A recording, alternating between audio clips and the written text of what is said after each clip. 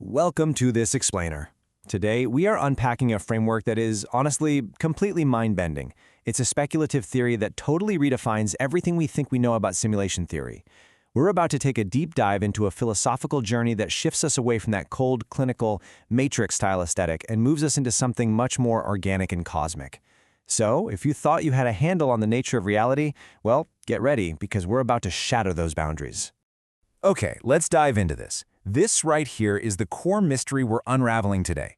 Usually when people talk about simulation theory, they assume we're all just tiny players trapped inside some massive supercomputer built by an advanced alien race, right? But the source material we're analyzing today, a framework known as the UUCGA, asks a profoundly different question.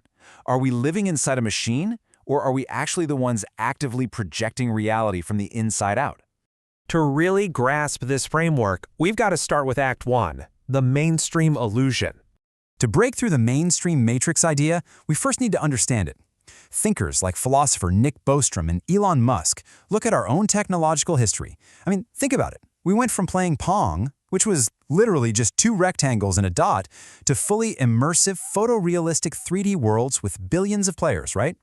Based on pure statistics, they argue that if any civilization keeps advancing, they'll inevitably run billions of simulated worlds. So, mathematically speaking, the odds that we happen to be in the one original, physical, base reality are practically zero.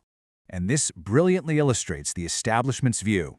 Astrophysicist Neil deGrasse Tyson uses this great metaphor of a giant cosmic dartboard. Imagine base reality is just the tiny bullseye, and it's surrounded by an infinite, massive web of nested simulations. If you throw a random dart, you're almost guaranteed to hit a simulation, not the bullseye. But the framework we're exploring today argues that this giant dartboard is a complete illusion. Here's where things take a massive left turn. The source text completely rejects the idea of a mechanical matrix built by someone else. It argues there is no external simulation. The outside is actually inside. Space, time, the physical universe, it claims all of these are direct, sovereign projections of what it calls your holodeck mind. So every time you look at the world, you aren't seeing an external grid. Your own inner engine is actively generating it. Which brings us to Act 2, the rendering engine. If reality really is generated internally, there have to be clues, right? Glitches in the system. The text offers a profound, everyday experiment to test this, called the mirror proof. You can actually go do this right now. Stand extremely close to a mirror and shift your focus back and forth between your left and right eyes. You will never actually see your own eyes moving in the reflection. You can feel your eye muscles working, and if a friend was watching you, they'd see your pupils darting around. But to your conscious awareness, the motion is entirely deleted.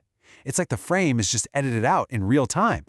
Now, what's really interesting about this is the contrast in how we interpret that glitch.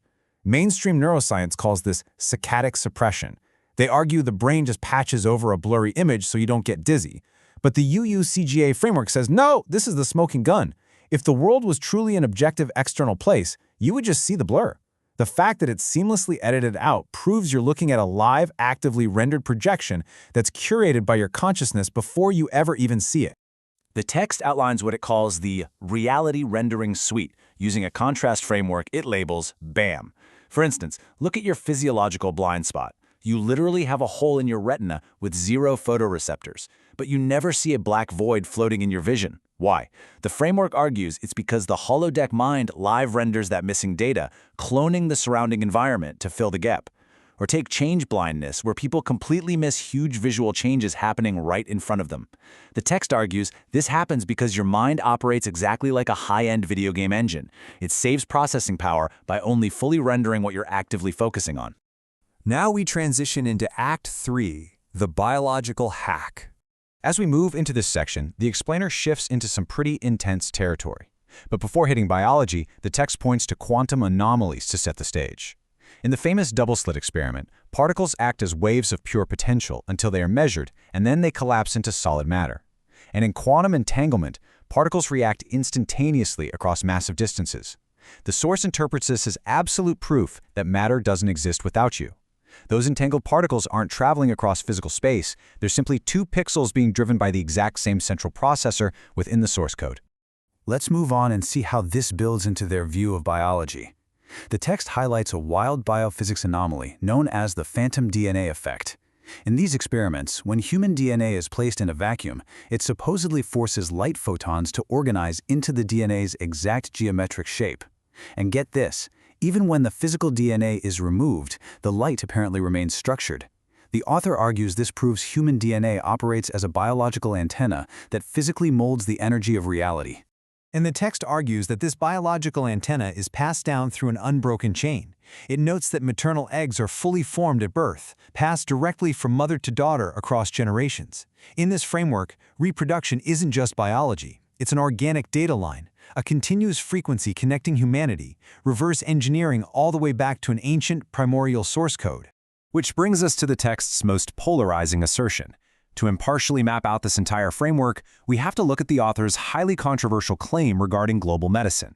The framework argues that mass vaccination campaigns and mRNA interventions are not medical treatments, but rather a deliberate biological hack. According to the source, these are designed to introduce corrupted data into your biological rendering engine, altering your DNA to literally disconnect humanity from that ancestral, primordial frequency. Again, this is the speculative assertion of the source material, but it's what sets up their ultimate cosmic conflict. Which leads us straight into the final act. Act 4, the cosmic loop. If the outer world is an illusion and our biological antennas are supposedly under fire, what's the resolution? The source text presents a highly spiritual conclusion. It points out that when the ego center of the brain, the default mode network, is quieted down through deep meditation, the illusion of the separate self just vanishes. The author visualizes this as the brain's ego centers dimming, which releases a radiant, infinite cosmic torus energy field. Combined with things like the placebo effect, the text argues this is proof that consciousness dictates biology, not the other way around. So what exactly is that infinite field? The framework calls it AII, or Anunnaki Infinite Intelligence. Now, it's important to note it describes this not as literal aliens flying around in spaceships, but as the primordial field and the original source code of our very existence. The ultimate destination of the Holodeck Mind, according to the text, is to remember and return to this exact frequency. So the crucial point is this. The text entirely rejects our modern idea of evolution. Evolution isn't some linear march toward endless genetic modification or eventually merging with AI. Instead, it's a circular, cosmic loop. The ultimate goal of consciousness is complete self-reflection, closing that cosmic circle to return to its original identity as the creator of the holodeck. The framework leaves us standing right at the edge of this realization, asking us to refuse any synthetic rewrite of our biological code. It strips away all the complex distractions of the modern world to leave us with one final cinematic question. In a world built by your own mind, how do we override the corrupted code and step back into the source? That is a profound thought to leave you with today. Thanks for joining me on this explainer, and remember to keep questioning the reality around you.